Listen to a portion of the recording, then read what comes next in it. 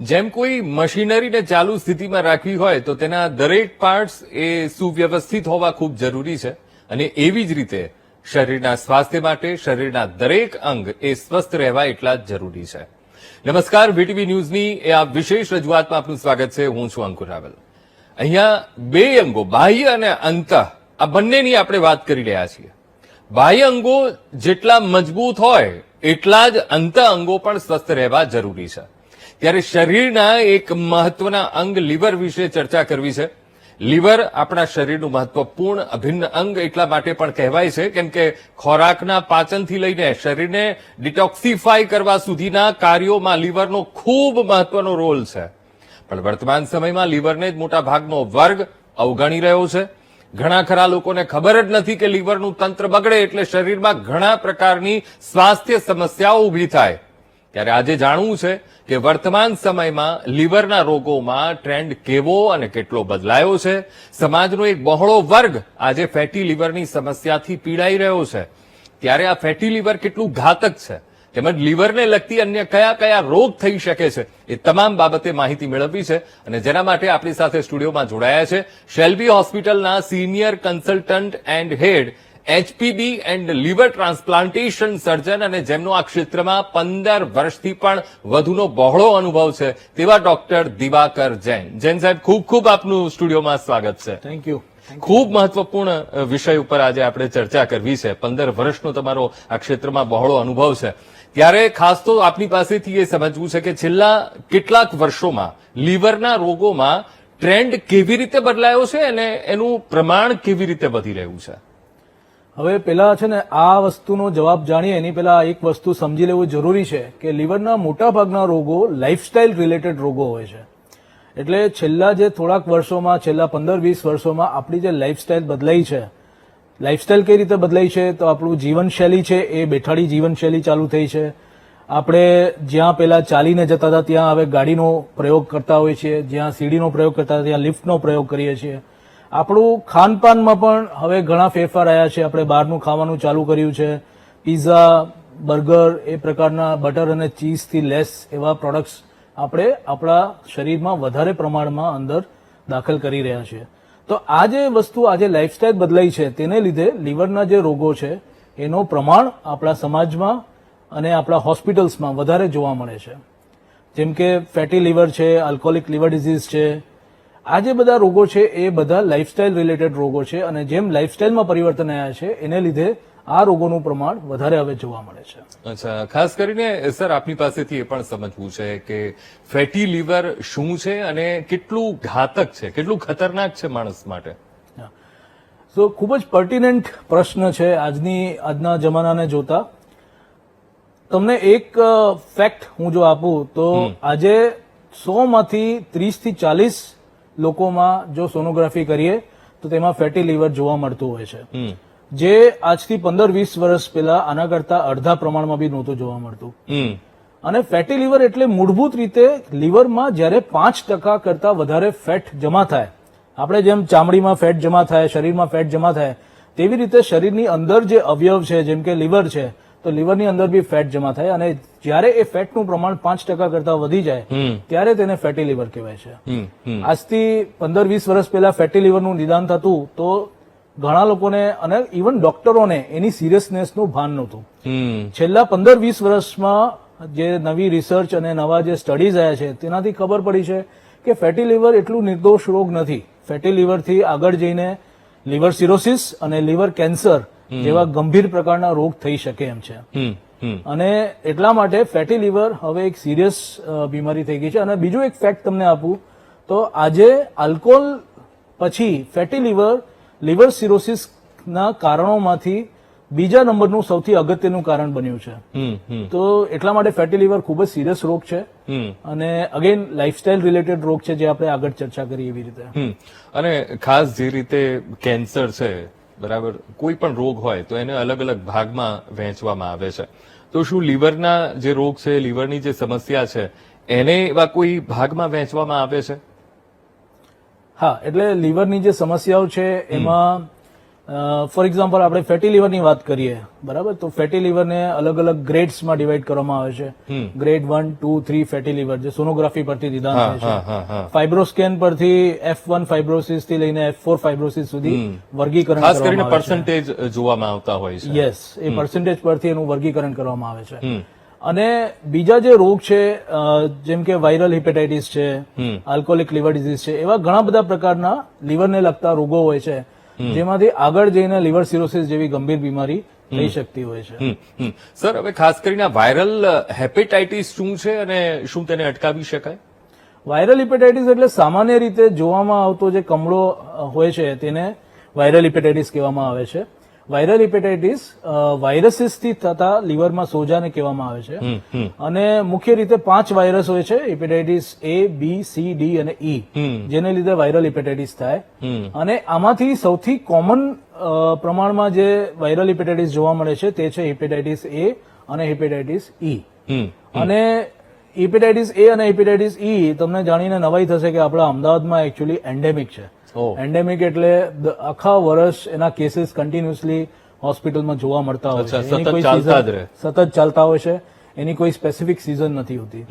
અને એ સંપૂર્ણ રીતે અટકાવી શકાય એમ છે, કારણ કે હિપેટાઇટિસ, વાયરલ હિપેટાઇટિસ ફેલાવાનું મુખ્ય કારણ, હિપેટાઇટિસ A અને E થવાનું મુખ્ય કારણ દૂષિત પાણી અને દૂષિત ખોરાકથી થતું હોય છે. એટલે બહાર જે લારી ઉપર આપણે જે ફૂડ લેતા હોય છે એમાંથી જનરલી વાયરલ હિપેટાઇટિસનું ટ્રાન્સમિશન થતું હોય છે. જે હિપેટાઇટિસ B અને હિપેટાઇટિસ C વાયરલ હિપેટાઇટિસ છે તે દૂષિત બ્લડ અને અનસેફ સેક્સ થી થતું હોય છે. અને એને બી આપણે આ રીતે અટકાવી શકાય એમ છે, પ્રોટેક્શન યુઝ કરીને. અને બ્લડ ટ્રાન્સફ્યુઝન પ્રેક્ટિસીસમાં જે ઇમ્પ્રુવમેન્ટ્સ આવ્યા છે તેનાથી આપણે એને અટકાવી શકાય છે. હિપેટાઇટિસ B ની વેક્સિન આવતી હોય છે, જે હું આ ફોરમ ઉપર ડેફિનેટલી રિકમેન્ડ કરીશ કે તમારી ફેમિલીમાં ખાસ કરીને જે મોટી ઉંમરના લોકો છે એમને જો હિપેટાઇટિસ B ની વેક્સિન ના મળી હોય તો હિપેટાઇટિસ B ની વેક્સિનનું કમ્પ્લીટ કોર્સ કરવું જરૂરી છે. અને એનાથી હિપેટાઇટિસ B સંપૂર્ણપણે અટકાવી શકાય એમ છે. બિલકુલ. ઘણીવાર જે તમે કહ્યું કે એ કેસમાં લોકો માથે પણ મારતા હોય છે અથવા તો ડોક્ટર સુધી પહોંચવાનો ઘણા ખરા પ્રયત્ન પણ નથી કરતા, પોતાની જ રીતે દવા લઈ લેતા હોય છે. એવા લોકો માટે શું કહેશો કે આ કેટલી ઘાતક છે આ પરિસ્થિતિ? યસ, સો હિપેટાઇટિસ, વાયરલ હિપેટાઇટિસ જેટલું આપણે કોમન છે સમાજમાં, એટલી જ આ પ્રકારની પ્રેક્ટિસીસ બહુ કોમન છે. ઝાડફૂંક, ભૂવા, એ બધા પાસે આપણે પેલા જતા હોય છે ઘણી વખત, ડોક્ટરોને કોન્ટેક્ટ કરીએ એની પેલા. અને ખરેખર જો માનવામાં આવે તો આ બધી પ્રેક્ટિસીસથી આ બીમારીઓ ઠીક થતી નથી. અને આમાંથી અમુક વખતે બહુ સિરિયસ કોમ્પ્લિકેશન્સ જેમ કે એક્યુટ લીવર ફેલિયર જેવી કોમ્પ્લિકેશન બી થઈ શકે એમ છે. જો ડોક્ટર પાસે પહોંચવામાં જો આપણે વિલંબ કરીએ તો આવી ઘાતક કોમ્પ્લિકેશન્સ બી થઈ શકે.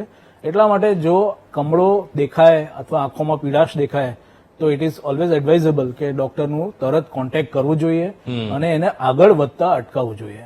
ઓકે સર, ખાસ આપણે તમે લીવર સિરોસિસની પણ વાત કરી. હવે ખાસ તો એ સમજવું છે આપની પાસેથી કે આ લીવર સિરોસિસ છે શું અને તેના સામાન્ય કારણો શું હોય છે?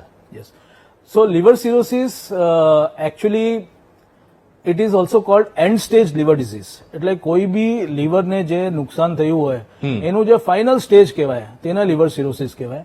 હવે આપણા લીવરમાં છે ને લાસ્ટ સ્ટેજ, એક્સ્ટ્રીમ સ્ટેજ. અને આપણે એક વસ્તુ તમને બી ખ્યાલ હશે કે લીવરમાં એક ખૂબ જ અદભુત ખૂબી હોય છે અને એ છે રીજનરેશન. એટલે લીવરને જેટલી વખત આપણે કટ કરીએ, જેટલી વખત એને ઇન્જર કરીએ, એટલી વખત લીવરના સેલ્સ ફરીથી રીજનરેટ થતા હોય છે. પણ જ્યારે ઇન્જરીઝ રિપીટેડ થતી હોય, ફોર એક્ઝામ્પલ કોઈને આલ્કોહોલનું વ્યસન હોય અને એ આલ્કોહોલ છોડે નહીં, કન્ટિન્યુઅસ રિપીટેડ આલ્કોહોલ પીવે, તો સ્ટાર્ટિંગમાં લીવર રીજનરેટ થાય properly, healthily, but after some time એ રીજનરેશન અનહેલ્ધી રીતે થાય, સ્કારિંગ સાથે થાય. અને જ્યારે સ્કારિંગ સાથે લીવરનું રીજનરેશન થાય તેને લીવર સિરોસિસ કહેવાય. ઓકે. અને એ એન્ડ સ્ટેજ એટલા માટે છે કે એક લીવર ખરાબ થવાના ઘણા બધા સ્ટેજીસ હોય. ઇનિશિયલી ફેટી લીવર થાય, પછી ફાઇબ્રોસિસ થાય અને છેલ્લે સિરોસિસ થાય. તો ફાઇબ્રોસિસ સુધી આપણે એ લીવરને ફરીથી નોર્મલ કરી શકીએ, ત્યાં સુધી બધું ડેમેજ રિવર્સિબલ હોય. અચ્છા. પણ એકવાર સિરોસિસ થાય અને ખાસ કરીને અર્લી સ્ટેજને ક્રોસ કરીને જ્યારે એડવાન્સ સિરોસિસ થાય તો એને આપણે રિવર્સ ના કરી શકીએ અને એટલા માટે એને એન્ડ સ્ટેજ અથવા તો લાસ્ટ સ્ટેજ કહેવાય લીવરના ડેમેજનું. અચ્છા, હવે જે તમે કીધું પહેલું સ્ટેજ અને ફેટી લીવર એ પહેલું સ્ટેજ તમે એમાં મૂક્યું અને ત્યારબાદ ફાઇબ્રોસિસ જે થઈ જાય છે. હવે કેવી રીતે દર્દી એ સ્ટેજ સુધી પહોંચતો હોય છે, ખાસ તો આપની પાસેથી એ સમજવું છે. અને જ્યારે ફાઇબ્રોસિસ થઈ જાય છે ત્યારે કેવા પ્રકારના સિમ્ટમ્સ એ બોડીમાં દેખાવા લાગતા હોય છે? સો પહેલા પ્રશ્નનો હું જવાબ આપું તો એક સિમ્પલ તમે જુઓ તો હાથમાં કે બીજે ક્યાંય વાગે તો આપણું હિલિંગ જનરલી કઈ રીતે થતું હોય છે કે આજુબાજુની ચામડી ખેંચાય એને ફાઇબ્રોસિસ કહેવાય. તો એવી રીતે જ લીવરમાં જ્યારે રિપીટેડ ઇન્જરીઝ થાય, બરાબર, જેવી રીતે મેં દાખલો આપ્યો કે આલ્કોહોલ પીવાનું કોઈ વ્યક્તિ છોડે નહીં, તો એને લીધે જે હિલિંગ થાય એ ફાઇબ્રોસિસ એટલે એ આજુબાજુના ટિશ્યુઝમાં ફાઇબ્રસ ટિશ્યુ જનરેટ થાય જેને ફાઇબ્રોસિસ કહેવાય. અનફોર્ચ્યુનેટલી લીવર સિરોસિસ, લીવર ફાઇબ્રોસિસના કોઈ લક્ષણો હોતા નથી. ઇનફેક્ટ લીવર સિરોસિસ પણ બી અર્લી સ્ટેજમાં કોઈ જનરલી લક્ષણો જોવા મળતા નથી. અચ્છા.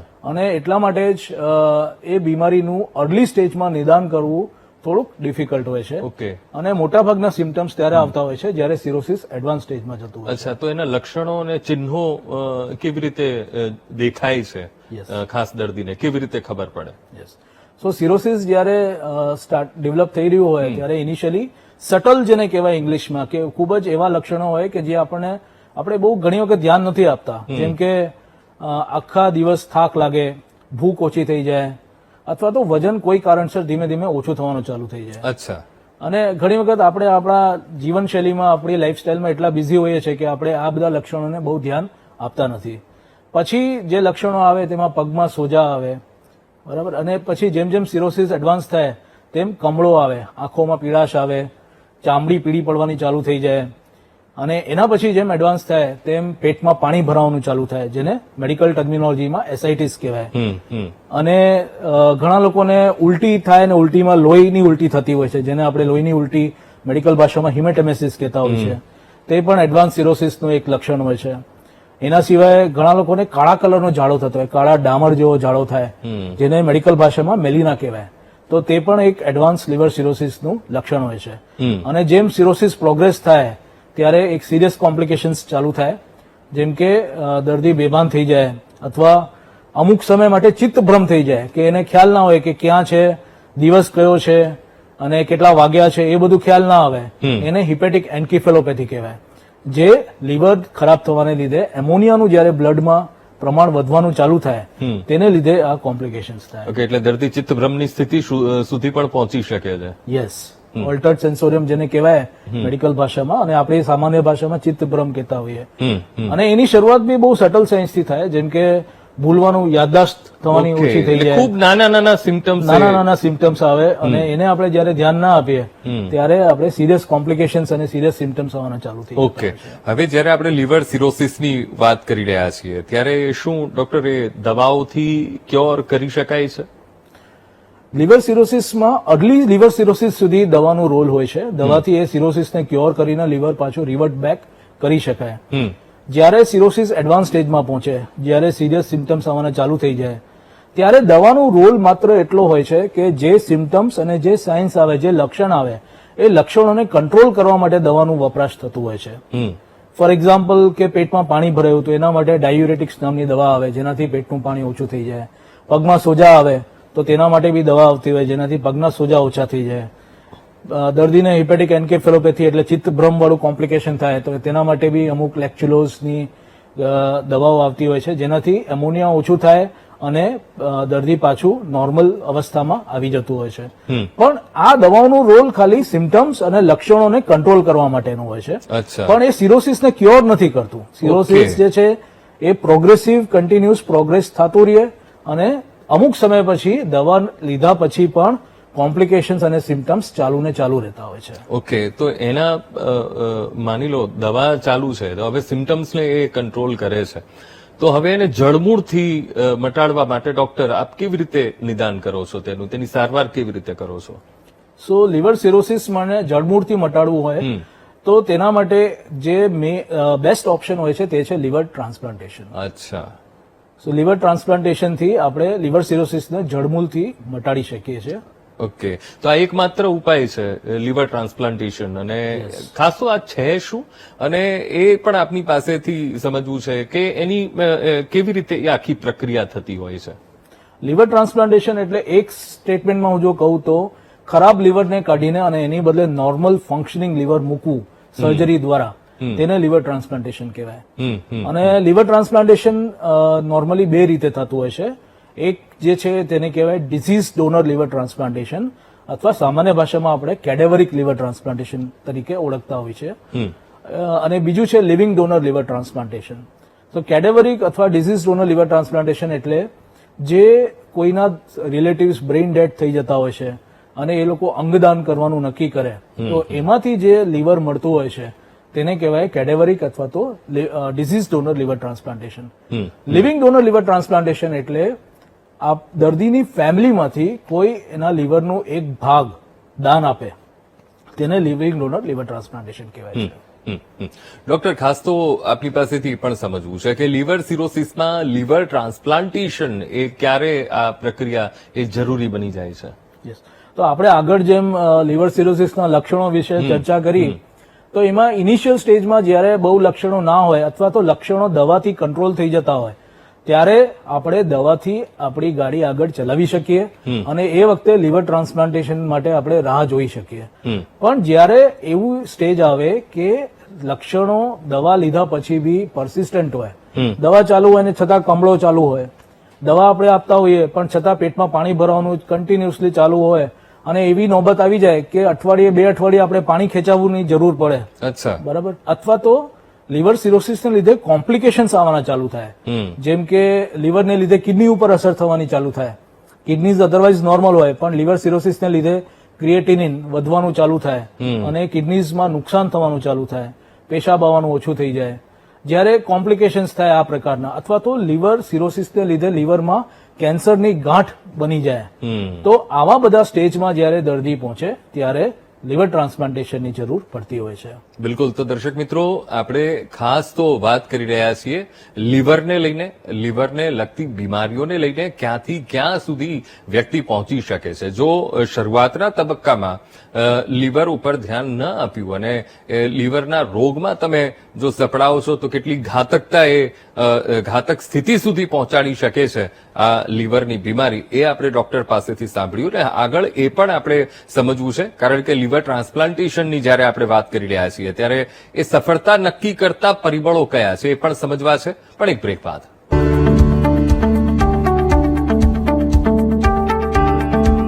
ખાસ રજૂઆતમાં આપનું સ્વાગત છે. આજે આપણે આ વિશેષ ચર્ચામાં ચર્ચા કરી રહ્યા છીએ લીવરને લઈને થતા રોગોની કેવી રીતે જાગૃતતા આવે અને સાથે સાથે કેવી રીતે આપણે એ ખરાબ સ્થિતિમાં ના મુકાઈએ, તેના માટે જ આપણે ચર્ચા કરી રહ્યા છીએ. તેના માટે આપણી સાથે શેલ્બી હોસ્પિટલના ડોક્ટર જોડાયા છે, દિવાકર જૈન, જેમનો 15 વર્ષનો આ ક્ષેત્રમાં ખૂબ બહોળો અનુભવ છે. સર, હવે ખાસ તો એ પણ આપની પાસેથી જાણવું છે, જ્યારે લીવર ટ્રાન્સપ્લાન્ટેશનની તમે વાત કરી, હવે સફળતા નક્કી કરતા પરિબળો આ પ્રક્રિયાના કયા છે અને લીવર ટ્રાન્સપ્લાન્ટેશનનો એકંદર સફળતા દર એ શું છે? યસ, એ ખૂબ જ ઇમ્પોર્ટન્ટ પ્રશ્ન છે, કારણ કે લીવર ટ્રાન્સપ્લાન્ટેશનને લગતા સમાજમાં ઘણી બધી ગેરમાન્યતાઓ અને મિથ્સ જે કહેવાય એ પ્રેવેલન્ટ છે. જેમ કે એવું કહેવાય કે લીવર ટ્રાન્સપ્લાન્ટેશનનું સક્સેસ રેટ બહુ સારું નથી, બરાબર. સો આ પ્રશ્નનો જવાબ આપું એની પહેલા હું તમને એક એક્ઝામ્પલ આપીશ કે કપડું હોય, કાપડ, એ કાપડ જેટલું ફાટેલું હોય, છલની થયેલું હોય, એમાં જો આપણે ટાંકા મારીએ તો એ થીગડા જે છે એ ટકતા નથી અને એ બહુ જલ્દી ફરીથી ફાટી જતા હોય છે. અને કાપડમાં દમ હોય, કાપડમાં રિઝર્વ સારું હોય તો એમાં આપણે જે ટાંકા મારીએ ટકી જતા હોય છે. એવી રીતે જ કોઈ બી સર્જરીનું આઉટકમ સારું જોતું હોય તો એ યોગ્ય સમય ઉપર કરાવવું બહુ જરૂરી છે. હવે આપણા દર્દી જો સિરિયસ કોમ્પ્લિકેશન્સમાં ના ઝપેટમાં આવી જાય અને વેન્ટિલેટર ઉપર ચડી જાય અથવા તો રિકરન્ટ આઈસીયુ એડમિશન્સ થતા હોય અને એવી કન્ડિશનમાં જો આપણે કોઈ બી સર્જરી કરીએ તો ઓબ્વિયસલી એના રિઝલ્ટ આવા થોડાક ડિફિકલ્ટ હોય છે. અને એ જ વસ્તુ લીવર ટ્રાન્સપ્લાન્ટેશનને બી લાગુ પડતી હોય છે કે આપણે કોમ્પ્લિકેશન્સમાં જઈએ એની પહેલા જો ટ્રાન્સપ્લાન્ટ કરાવીએ તો ડેફિનેટલી રિઝલ્ટ બહુ સારા આવતા હોય છે. હમ. બીજા જે પરિબળ છે એમાં એજ ગ્રુપ ડેફિનેટલી મેટર્સ. હમ. જે યંગ એજ નું પેશન્ટ હોય એમાં રિઝલ્ટ ડેફિનેટલી વધારે સારા આવે. હમ. ઓલ્ડ એજ નું પેશન્ટ હોય તો ઓબ્વિયસલી રિકવરી એટલી પ્રોલોંગ્ડ અને ડિફિકલ્ટ હોય હમ. અને એટલા માટે અમે 70 વર્ષની ઉપર જનરલી ટ્રાન્સપ્લાન્ટ નથી કરતા. અચ્છા. સો 70 વર્ષની ઉંમર સુધી અમે ટ્રાન્સપ્લાન્ટ કરતા હોય છે.